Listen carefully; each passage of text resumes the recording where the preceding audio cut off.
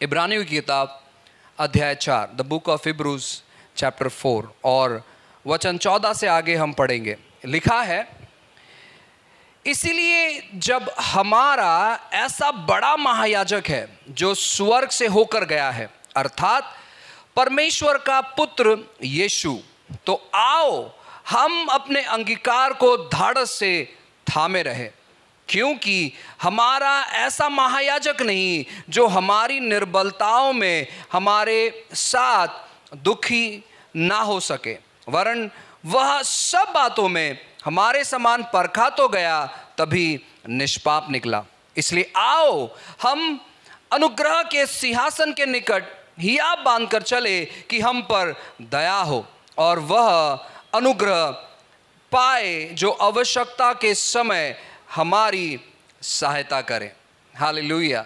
आइए बस 1 मिनट के लिए अपनी आंखों को बंद करें, प्रार्थना करेंगे।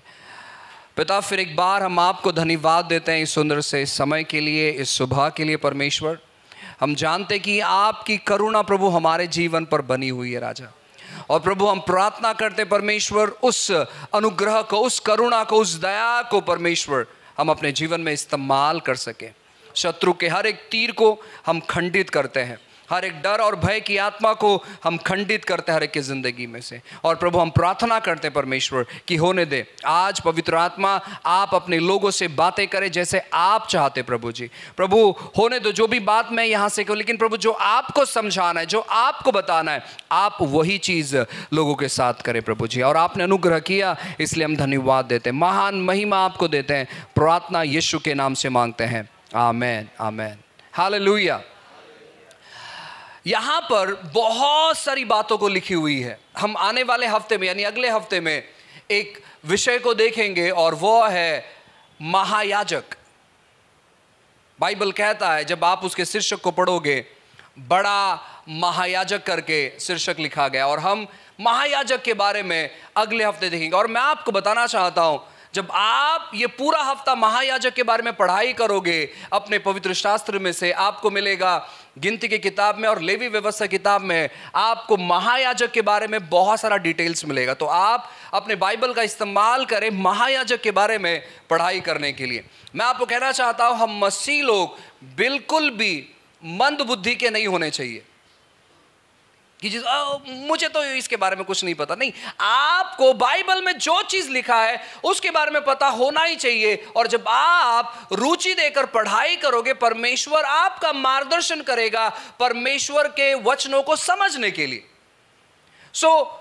ये पूरा हफ्ता आपको महायाजक कौन है, महायाजक क्यों होता है, महायाजक क्यों नियुक्त किया गया, आपको ये पढ़ाई करना। और अगले हफ्ते हम बहुत ही अच्छे तौर पर महायाजक के बारे में देखेंगे। और मैं आपको बताना चाहता हूं, हम मसीहों के लिए महायाजक बहुत बड़ा मायने रखते हैं,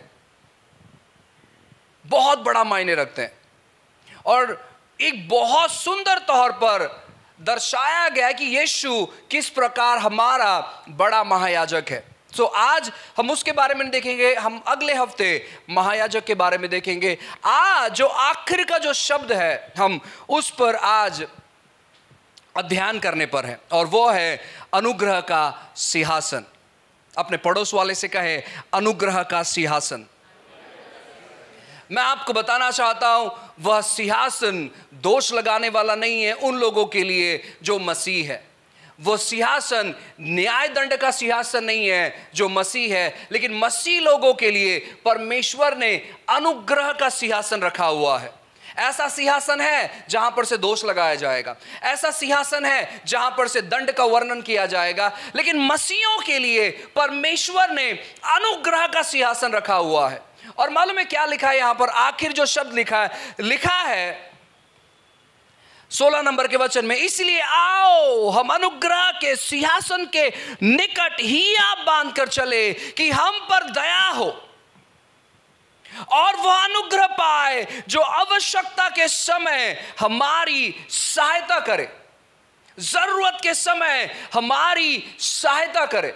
शैतान इन दिनों में विश्वासियों के साथ एक खेल खेल रहा है जिसे हम माइंड गेम कहते हैं, और वो हर एक विश्वासी को बता रहा है उनकी सारी गलतियां, उनके सारे दिक्कतें, उनके सारी समस्याएं, और वो कहता है अगर तू धर्मी होता तो ये सारी समस्या तुझ पर नहीं आती, अगर तू धर्मी होता तो ये विपत्ति तुझ पर नहीं आती। और वो हमारे नजरों के सामने हमें गिराना चाहता है, और वो हमेशा से यही खेल खेलता आ रहा है।